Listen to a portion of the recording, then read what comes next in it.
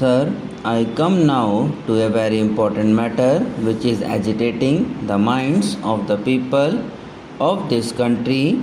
It has become a subject of debate throughout the country. It is center-state relations. The center-state relations have got many aspects: the legislative, the executive, the political, and so on and so forth. I am not going to deal with them because that debate will continue in the House the day after tomorrow. I want to refer only to the financial aspects. Honestly speaking, the motive behind this question raised by some people is basically economic and financial. The demand that the states should have more autonomy and that the center's relations in the states should be revised has come out of financial and economic motivation. The demand for autonomy is there, but if you accept the autonomy as some people have demanded, what will happen? The existing regional imbalances will become wider and only the advanced states will benefit and not the backward states. Therefore, we must be on our guard. We cannot support the demand for autonomy made by some advanced states. In that case, the advanced states will go forward and the backward states will become still more backward. Therefore, the question has to be examined from two angles: from the point of view of providing more avenues and opportunities to the states for resource mobilization, and at the same time, we must examine from the point of view of moving towards reduction of regional disparities. On the one hand, we should certainly create more opportunities for the states to mobilize resources, and on the other, we must see that there is a gradual reduction in the regional disparities. These are two objectives that have to be kept in mind when we discuss the question of regional autonomy. On the question of center-state relations in the existing pattern, sir, the center is the dominant partner in financial distribution. I agree the center cannot be strong, but I also say that states also must be strong. The center cannot be strong at the cost of the states, nor the states at the cost of the center. Both must be strong. What is to be done? Because ultimately, whatever you plan, whatever you draft, whatever proposals you make, the ultimate implementation falls on the states at the grassroots level for all purposes. Sir, the 7th schedule should be revised in order to provide more avenues and opportunities to the states for resource mobilization. Article 268 and Article 269 of the Constitution refers to taxes and duties which accrue to the states. But why two different articles, and why not one article based on the principle of equitable distribution among the states with the objective of reducing regional disparities?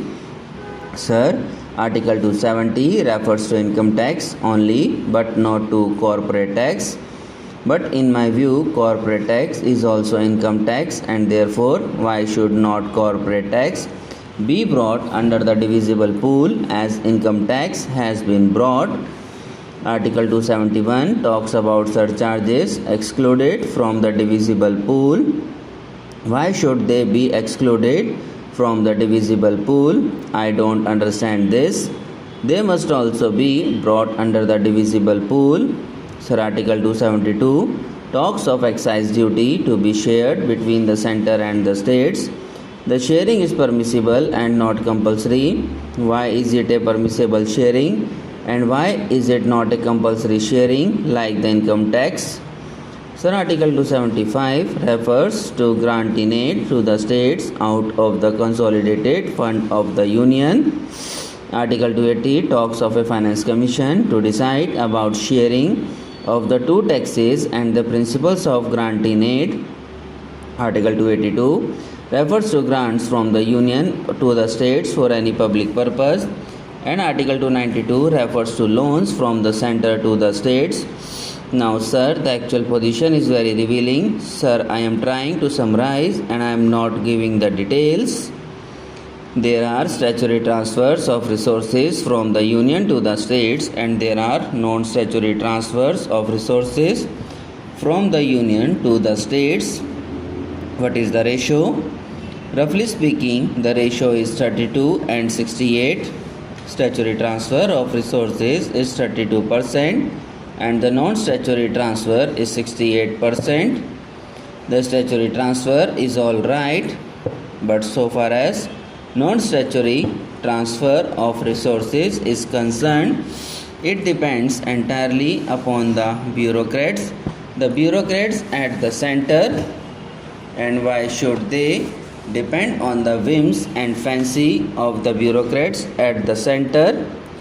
This is the vital point, and this covers revenue receipts and capital receipts altogether. Approximately the 2/3 of the total funds to be shared by states are transferred on the whims of the officials.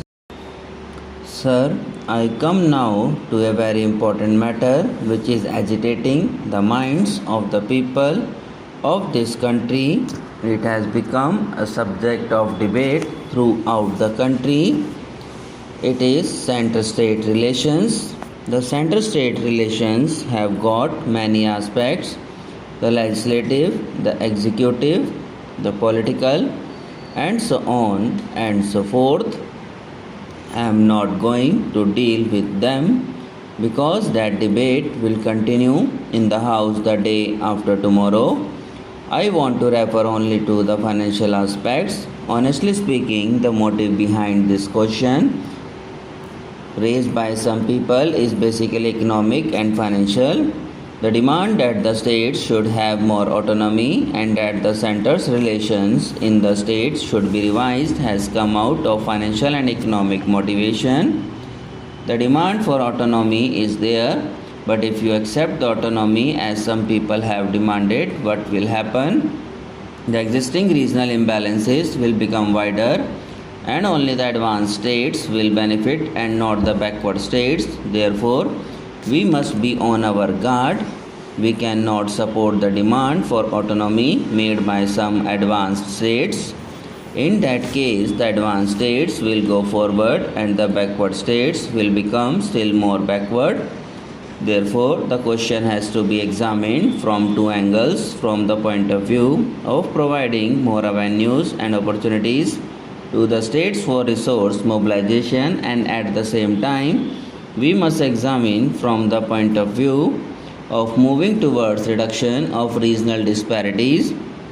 On the one hand, we should certainly create more opportunities for the states to mobilize resources, and on the other, we must see that there is a gradual reduction in the regional disparities. These are two objectives that have to be kept in mind when we discuss the question of regional autonomy. On the question of center-state relations in the existing pattern, sir, the center is the dominant partner in financial distribution. I agree the center cannot be strong, but I also say that states also must be strong. The center cannot be strong at the cost of the states, nor the states at the cost of the center. Both must be strong. What is to be done? Because ultimately, whatever you plan, whatever you draft, whatever proposals you make, the ultimate implementation falls on the states at the grassroots level for all purposes. Sir, the 7th schedule should be revised in order to provide more avenues and opportunities to the states for resource mobilization. Subscribe now and press the bell icon. Never miss an update.